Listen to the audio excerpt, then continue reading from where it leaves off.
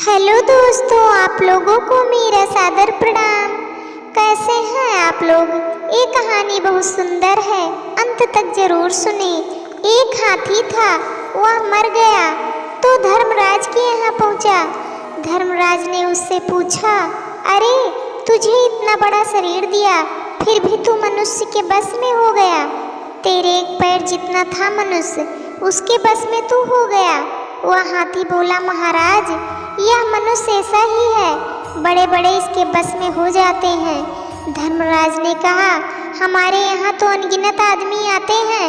हाथी ने जवाब दिया, आपके यहाँ मुर्दे आते हैं, जो जीवित आदमी आए तो पता लगे। धर्मराज ने दूतों से कहा, अरे एक जीवित आदमी ले आओ। दूतों ने कहा, ठीक है। दूत घूमते ही रहते थे। गर्मी के दिनों में उन्होंने देखा कि छत के ऊपर एक आदमी सोया हुआ है।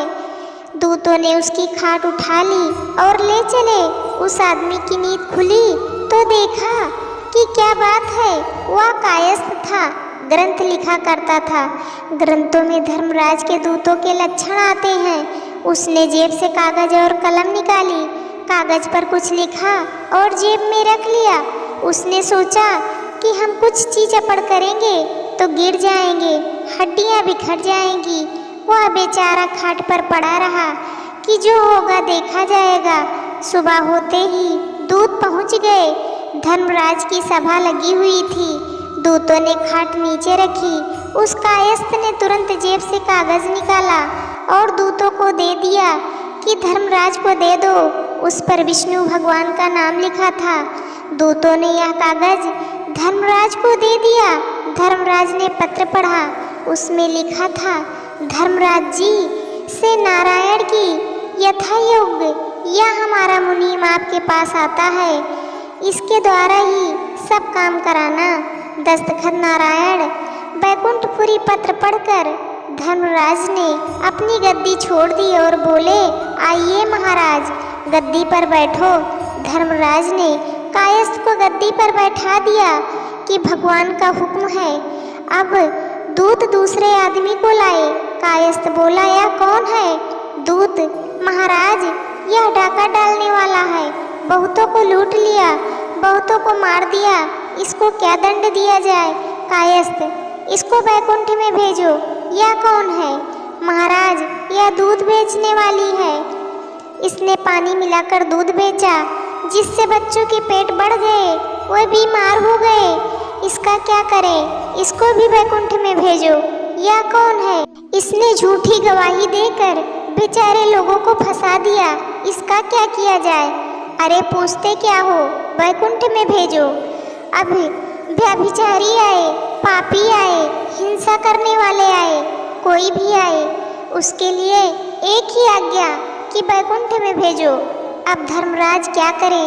गद्दी पर बैठा मालिक जो कह रहा है वही ठीक। वहाँ बैकुंठ में जाने वालों की कतार लग गई। भगवान ने देखा कि अरे इतने लोग यहाँ कैसे आ रहे हैं? कहीं मृतलोक में कोई महात्मा प्रकट हो गए। बात क्या है जो सभी को बैकुंठ में भेज रहे हैं? कहाँ से आ रहे हैं? देखा कि ये तो धर्मराज के यहाँ से आ रहे हैं। भगवान धर्मराज के यहाँ पहुँचे। भगवान को देखकर सब खड़े हो गए। धर्मराज भी खड़े हो गए, वह कायस्थ भी खड़ा हो गया। भगवान ने पूछा, धर्मराज आपने सबको बैकुंठ भेज दिया, बात क्या है? क्या इतने लोग भक्त हो गए? धर्मराज, प्रभु मेरा काम नहीं है, आपने जो मुनीम भेजा है उसका काम है। भगवान ने कायस्थ से पूछा, तुम्हें किसने भेजा? कायस्थ, आपने महाराज। हमने कैसे भेजा? क्या मेरे बाप के हाथ की बात है जो यहाँ आता? आपने ही तो भेजा है।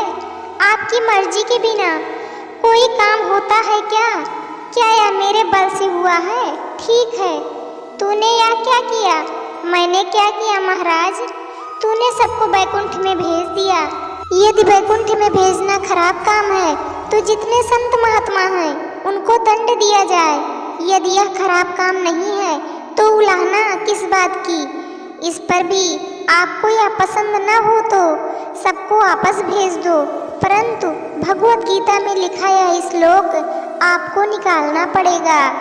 यदत्तो न निर्वंतते तद्धाम परमम, मेरे धाम में जाकर पीछे लौटकर कोई नहीं आता। बात तो ठीक है, कितना ही बड़ा पापी हो, यदि वह वैकुंठ में चला जाए तो पीछे लौटकर थोड़े ही आएगा, उसके पाप तो सब नष्ट हो गए। पर यह काम तूने क्यों किया? मैंने क्या किया महाराज? मेरे हाथ में जब बात आएगी तो मैं यही करूँगा, सबको वैकुंठ भेजूंगा। मैं किसी को दंड क्यों दूं? मैं जानता हूँ कि थोड़ी देर देने के लिए गद्दी मिली है, तो फिर अच्छा काम क्यों न करूं? लोगों का उद्धार करना खराब काम है क्या? भगवान ने धर्मराज से पूछा, धर्मराज तुमने इसको गद्दी कैसे दे दी? धर्मराज बोले, महाराज देखिए आपका कागज आया है, नीचे साफ साफ आपके दस्तखत हैं। भगवान ने कायस्थ से पूछा, क्यों रे, ये कागज मैंने कब दिया तेरे को? कायस्थ बोला, आपने गीता में कहा है, सर्वस्य चाहम हृदय सन्निविष्टा, मैं सबके हृदय में रहता हूँ, अतः हृदय से आज्ञा आई कि कागज लिख दे तो मैंने लिख दिया, हुक्म तो आपका ही हुआ। यदि आप इसको मेरा मानते हैं तो गीता में से उपयुक्त बात निकाल दीजिए। भगवान ने कहा, ठीक। धर्मराज से पूछा, अरे धर्मराज बात क्या है, यह कैसे आया? धर्मराज बोले, महाराज कैसे क्या आया? आपका दूत ले आया। दूतों से पूछा, यह बात कैसे हुई? दूत बोले, महाराज आपने ही तो एक दिन कहा था कि एक जीवित आदमी लाना। धर्मराज तो वह यही है क्या? अरे परिचय तो कराते। दूत, हम क्या परिचय कराते महाराज, आपने तो कागज लिया और इसको गद्दी पर बैठा दिया। हमने सोचा कि परिचय होगा, फिर हमारी हिम्मत कैसे होती बोलने की। हाथी वहाँ खड़ा सब देख रहा था।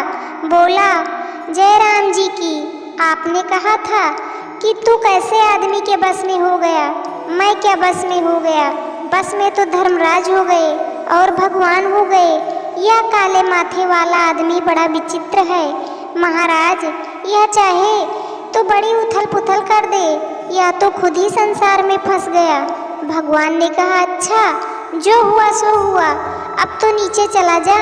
कायस्थ बोला, गीता में आपने कहा है, मामुमेत तू कौनते पुनर्जन्म न विद्यते, मेरे को प्राप्त होकर पुनः जन्म नहीं लेता, तो बताएं मैं आपको प्राप्त हुआ कि नहीं? भगवान, अच्छा भाई तू चल मेरे साथ।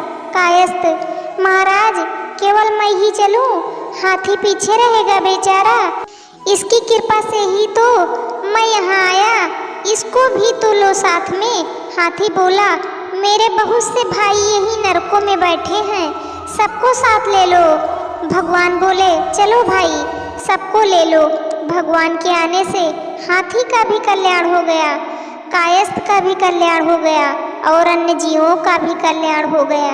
यह कहानी तो कल्पित है, पर इसका सिद्धांत पक्का है कि अपने हाथ में कोई अधिकार आए तो सबका भला करो, जितना कर सको उतना भला करो, अपनी तरफ से किसी का बुरा मत करो, किसी को दुख मत दो। गीता का सिद्धांत है, सर्वभूत हिते रता, प्राणी मात्र के हित में प्रीति हो, अधिकार हो, पद हो, थोड़े ही दिन रहने वाला है, सदा रहने वाला नहीं है, इसलिए सबके साथ अच्छे से अच्छा बर्ताव करो। जय सिया राम। दोस्तों, ये प्रसंग आपको कैसे लगा आप कमेंट करके ज़रूर बताना। चैनल को सब्सक्राइब करना, वीडियो को लाइक करना, शेयर करना। वीडियो को अंत तक देखने के लिए आप लोगों का तहे दिल से धन्यवाद।